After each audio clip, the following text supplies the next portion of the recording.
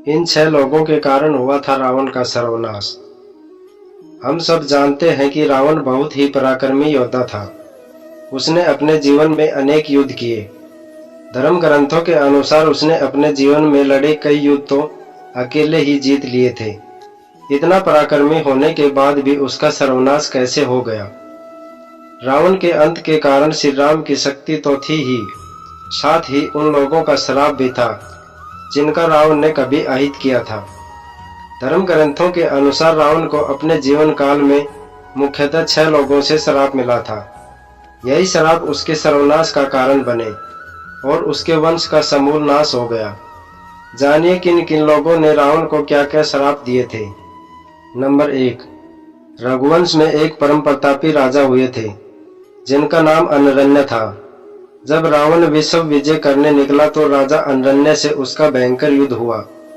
उस युद्ध में अनरण्य की मृत्यु हो गई, लेकिन मरने से पहले उन्होंने रावण को श्राप दिया कि मेरे ही वंश में उत्पन्न एक युवक तेरी मृत्यु का कारण बनेगा।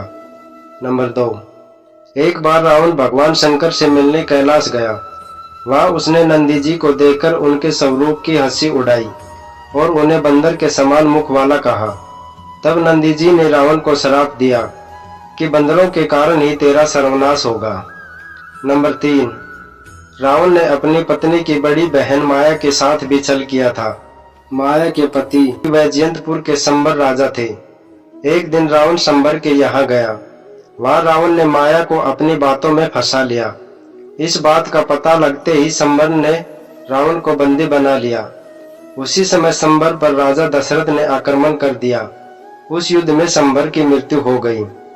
जब माया सती होने लगी तो रावण ने उसे अपने साथ चलने को कहा।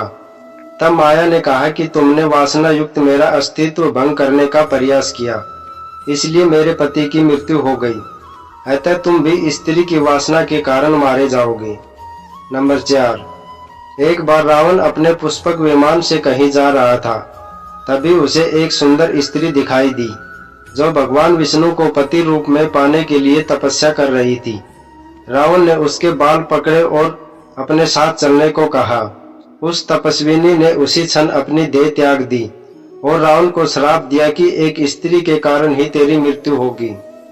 नंबर 5, विश्व विजय करने के लिए जब रावण स्वर्ग लोक पहुंचा तो उसे वहां रंभा नाम की अप्सरा दिखाई दी। अपनी वासना पूरी करने के लिए रावण ने उसे पकड़ लिया।